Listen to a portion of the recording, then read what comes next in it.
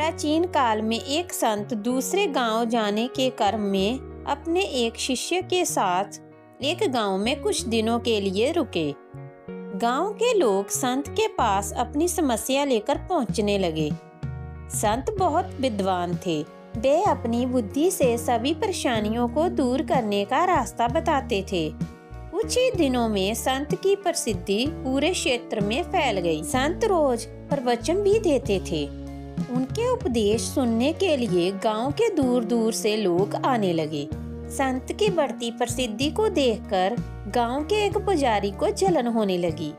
वह सोचने लगा कि इस तरह तो उसके भक्त भी संत के पास पहुंचने लगेंगे। पुजारी जलन की वजह से संत को शत्रु मानने लगा। पुजारी ने संत की छवि खराब करना शुरू कर दिया। वह गांव के लोगों को कहने लगा कि ये संत पाखंडी है और लोगों को मूर्ख बना रहा है। पुजारी के कुछ साथी भी इस काम में उसका साथ दे रहे थे।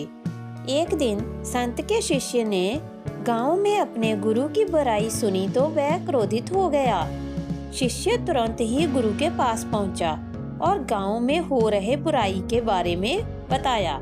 संत ने शिष्य की बातें सुनी और कहा कि हमें इन बातों पर ध्यान नहीं देना चाहिए। अगर हम उस पंडित के बाद विवाद करेंगे तो भी ये बातें चलती रहेंगी। जिस तरह हाथी पर कुत्ते भौंकते हैं लेकिन हाथी अपनी मस्त चाल में चलता रहता है, ठीक उसी तरह हमें भी ऐसे बुराइयों पर ध्यान नहीं देना चाहिए।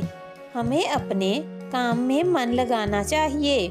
इस कहानी से हमें शिक्षा मिलती है कि ये जरूरी नहीं है कि हर व्यक्ति आपके पक्ष में हो।